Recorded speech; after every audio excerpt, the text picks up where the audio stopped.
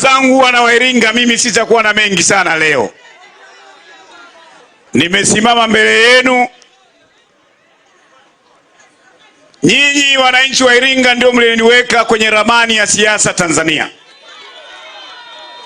Nimesimama mbele yenu kwa unyenyekevu mkubwa sana. Nimesimama hapa kuwaomba radhi. Nilikimbia vita katikati ya matatizo. Sikupaswa kufanya yale maamuzi niliyoyafanya, pamoja na kwamba inawezekana niliumizwa, lakini nilipaswa niangalie picha kubwa. Picha kubwa ni ya kutetea haki za wanyonge. Picha kubwa ni kuwa sauti ya wasiokuwa na sauti. Sina maneno mazuri sana. Naomba mniwie radhi. Hakuna maisha magumu kama kuishi kwa wakwe. Nilikuwa ukweni. Na kwenye Biblia, kwenye Wakristo, kwenye Biblia, Yesu alikuwa na wanafunzi 12. Wanafunzi wawili waliteleza kama mimi. Mmoja amemsema mwenyekiti wa vijana wa kanda, anaitwa Petro. Petro alikuwa ni miongoni mwa wanafunzi wapendwa wa Yesu. Alilala na Yesu, alikula na Yesu. Akichagua wanafunzi watatu, Petro yumo. Ilipofika siku ya kujaribiwa kwake, Petro alimkana Yesu mara 3. Kuna mwingine alikuwa anaitwa Yuda, ndiye alikuwa anashika mfuko wa hela. Yeye alimsaliti Yesu kwa vipande 30. Lakini Petro aliamua kutubu kwa machozi, akamrudia Yesu Kristo. Na Yesu akasema, juu ya mwamba huu nitalijenga kanisa. Yuda kwa sababu ya kiburi chake, ego, akaamua kuchukua kamba akajinyonga. Mimi nimekataa kujinyonga. Nimechukua njia ya Petro. Wanairinga, narudia tena, naomba mnisamehe. Nilijali zaidi ego yangu, sikuangalia picha pana. Sasa niwaahidi mbele yenu, nitakuwa kama simba aliyepoteza watoto wake kuing'oa CCM. Baada ya kusema wangapi mmenisamehe? Wangapi mmenisamehe? Kama hapa juu kweli mmenisamehe, kwa heshima ya mwenyekiti wetu, naomba mshuke hapa chini ili tupate picha nzuri. Hapa tushuke hapa kama mmenisamehe. Naomba mshuke mpaka hapo kama mmenisamehe.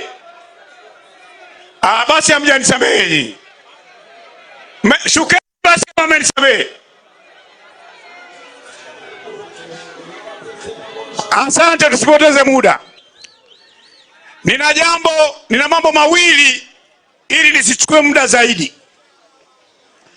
Ndugu zangu, nchi yetu nzuri ya Tanzania. Ndugu zangu hapa wamezungumza kuhusu jeshi la polisi. Kwa haraka, jeshi la polisi kama mfumo limeoza. Ingawa ndani ya jeshi la polisi kuna watu wema na wacha Mungu, lakini kama mfumo limeoza. Mahakama ya Tanzania kama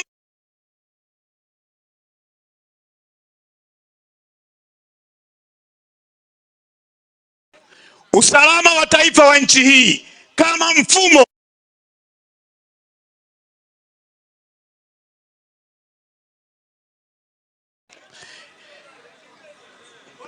Tume ya uchaguzi hiyo, sidhani kama kuna watu wazuri, ile imeoza kabisa.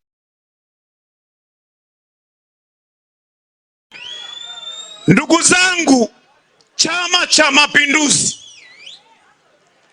hakina uwezo kabisa wa kushinda hata kitongoji bila kutumia vyombo vya ulinzi na usalama. Kwa hiyo vyama vya upinzani hususan Chadema inapambana na dola. Dola ndio imeishikilia Chama cha Mapinduzi, na kwa sababu mifumo ya nchi hii, taasisi zile zilizopaswa kuwa huru kwa mujibu wa katiba hii mbovu, usalama wa taifa inapaswa kuwa chombo independent. Kazi yake ni kulinda usalama wa taifa, kuhakikisha taifa haliingii kwenye migogoro kama tulivyoingia tarehe 29.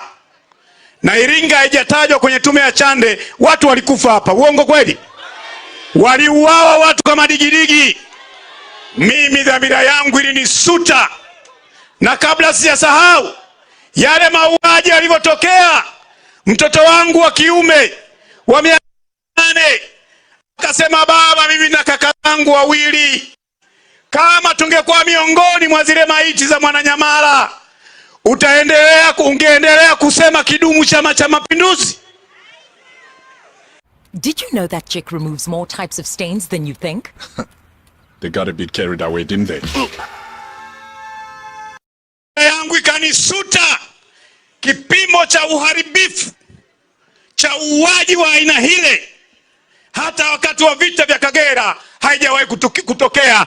Ndio maana nikaamua kusalenda nipate amani. Na Wajapani wanasema kama umepanda treni inaenda mahali ambako uendi kwa makosa, shuka kituo kinachofuata. Na ndio maana nimeshuka. Mifumo ya nchi hii kama nilivyosema, mahakama inapaswa iwe independent. Jeshi la polisi linapaswa liwe huru. Jeshi la wananchi linatakiwa liwe huru. Nchi inalindwa mipakani na jeshi la wananchi, ni sawa kabisa. Lakini nchi, ulinzi wake mkubwa ambao ni roho ya taifa, ni pale mahakama zinatoa haki bila kupendelea itikadi ya chama. Roho ya taifa ni polisi ambayo inalinda usalama bila kupendelea itikadi za vyama. Leo jeshi la polisi, unapokuwa Chama cha Mapinduzi, unapata huduma nzuri zaidi kuliko unapokuwa Chadema. Leo usalama wa taifa haufai kuwa inabeba itikadi moja ya chama. Na mifano iko mingi duniani. Pale ambapo roho ya taifa, mahakama, bunge linaposhindwa kuwa chombo cha wananchi, migogoro lazima itokee katika nchi, kwa sababu hizo ndio roho. Jeshi halilindi mipaka, nchi hailindi kwa mipaka tu, ni vile vyombo vyake vinapokuwa vinatoa huru, vinatoa haki kwamba kila mtu mbele ya sheria awe chini. Nikisimama mimi wa Chadema nikikosea, na akisimama wa CCM, jeshi la polisi linatakiwa litoe haki sawa. Lakini kwa sababu mfumo umeharibika, wakubwa wa vyombo hivi ni maswaiba, ni wanufaika wakubwa, wanatoa upendeleo kwa Watanzania, na hii ni hatari, kwa sababu tutakuja kugombana zaidi ya tarehe 29 Oktoba. Polisi, wito wangu kwenu, na nawaomba polisi mkausikilize wimbo wa Lucky Dube unaitwa Soja. Wengi mnasema mnapewa amri kutoka juu. Amri kutoka juu haikuruhusu kudhalilisha utu wa binadamu. Wengine mko hapa tarehe 29 Oktoba mlifyatua risasi na kuwaua vijana ambao hawana hatia. Dhamira ndio mahakama ambayo haifungwi. Hizi mahakama ambayo jaji anavaa nguo nyekundu huwa zinafungwa. Unaweza ukanunua ushahidi, unaweza ukasifiwa na serikali na viongozi wa juu kwamba wewe ni bora, unaweza ukapata medali, ukashangiliwa na ukachafuka kwenye mabega.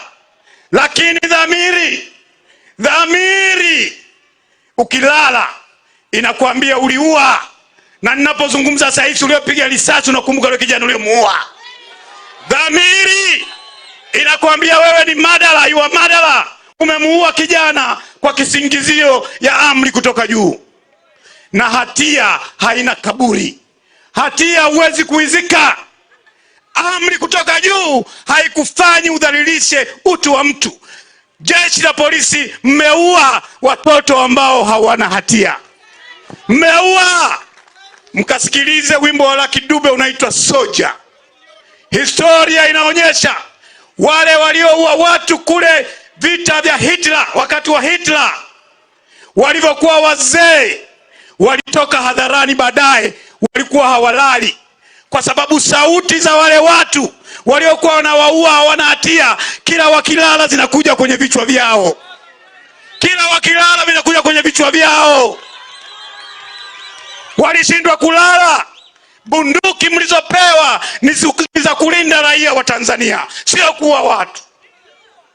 Na niombe jeshi la polisi kukataa amri halali, amri haramu sio kosa. Amri ya kuua watu kama digidigi, kulinda Tanzania, kulinda wa Tanzania, sio kuwaua. Hatia inakugusa wewe, hutalala mpaka utubu hiyo dhambi ya kuua watu kwa kisingizio cha amri kutoka juu. Mungu hataki damu isiyo na hatia imwagwe. Na ndio maana nchi zote zilizofanya uharibifu ambao Tanzania inasogea zilianguka pamoja na majeshi. Ile Roman Empire ilikuwa ni dola yenye nguvu Ulaya. Askari wake walikuwa ni watiifu sana. Wanasema walikuwa wakiambiwa kumachi, hata akiona gema kama hili askari anaendelea kumachi kwa sababu anatii amri. Lilikuwa ni jeshi lenye nguvu.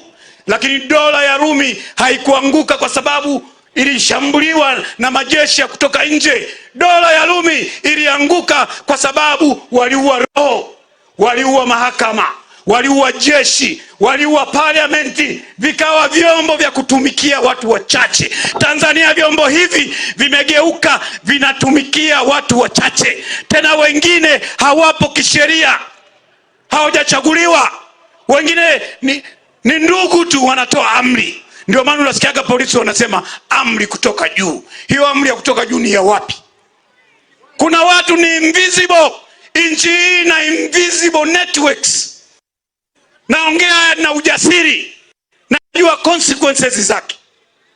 Kuna invisible network wanawaamrisha RPC ambao hawako kwenye mfumo, wanaamrisha mahakama, wanaamrisha majaji. Nchi itaporomoka kama hatutakuwa na katiba nzuri ambayo itaprotect judges. Mkuu wa jeshi la polisi, tukipata katiba nzuri, lazima tutenezewe wigo, afuate sheria, asiogope kufukuzwa na rais aliyemteua. Jaji mkuu, tukiwa na katiba nzuri, awekewe wigo kwamba kisha teuliwa, anapotoa maamuzi asiogope kufukuzwa. Katiba hii ni ya hovyo. Anaamua mtu mmoja kukuteua leo na kukufukuza leo, kugombana na hawa ma-OCD na hawa mapolisi. Tunajidanganya.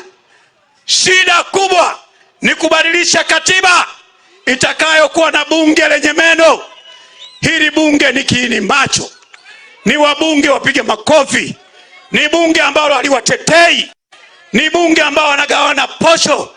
Waliokuwa wabunge wote ni watu wamepatikana na mfumo, sio watu waliochaguliwa na wananchi. Ni wasii Wanairinga, turudi kwenye drawing board. Umoja wetu na chama chetu cha Chadema, sauti ya watu, tushikamane, tuungane, tupaze sauti kudai katiba mpya ilete mabadiliko makubwa katika nchi yetu. Nimalizie kwa kusema nchi hii inamuogopa Tundu Lissu. Samia pamoja na kikosi chake cha usalama wa taifa chote wameshindwa kumdhibiti Lissu. Akisimama Lissu, hebu angalie CCM yote, wakuu wa wilaya wote, wakuu wa mikoa wote, ma-RPC wote na wanajeshi wote. Lissu amekaa upande huu hapa, akipiga wanaufiata, wanaamua kumfungia. Viongozi wenye busara duniani huwa wanazungukwa na watu wenye akili. Ukiona kiongozi anamkimbia mtu mwenye akili, huyo ni kiongozi mwenye hofu, asiyejiamini. Good leaders, brave leaders wanazungukwa na intelligent people. Na Tundu Lissu ni moja ya akili bora katika nchi hii. Mwenyekiti wa chama chetu, hebu mpigie makofi Tundu Lissu. Piga makofi kwa Tundu Lissu. Nimalizie kwa kutoa mfano ili wengine waseme. Kwenye Biblia kulikuwa na mtu mmoja alikuwa anaitwa Farao, mfalme wa Misri. Alihangaika, nchi yake ilikuwa na njaa, akatafuta wasomi, wataalamu watatue ile tatizo, akashindwa. Akaambiwa kuna mtu mmoja yuko gerezani anaitwa Yusufu. Yusufu alikuwa na akili, wakamuogesha akasogea mbele. Yusufu alitoa majawabu ya matatizo ya Misri kwa sababu alikuwa na akili. Alikuwa brave.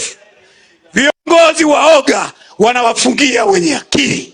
Watanzania tumuombee Lissu, tuombee chama chetu, tuhakikishe Lissu anatoka.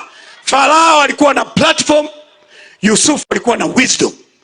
Brave leader. Ukiona kiongozi anakimbia watu wenye akili, huyo hafai kuwa kiongozi. Tunataka kiongozi azungukwe na watu wenye akili, kwa sababu watu wenye akili wata-expose ujinga wako. Watu wenye akili watakukosoa. Watu wenye akili watakuonyesha njia. Tundu Lissu anatoa darasa akiwa mahakamani.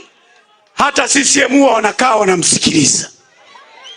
Huwezi kuifungia akili ya Lissu gerezani. Na ndio maana hata Galileo walishindwa kufungia akili yake alivyosema dunia iko round, wakamfungia ndani. Leo tunaishi kwenye formula hizo hizo. Nimalizie kwa kusema, mtanifuatia nachosema. Wewe polisi uliyeua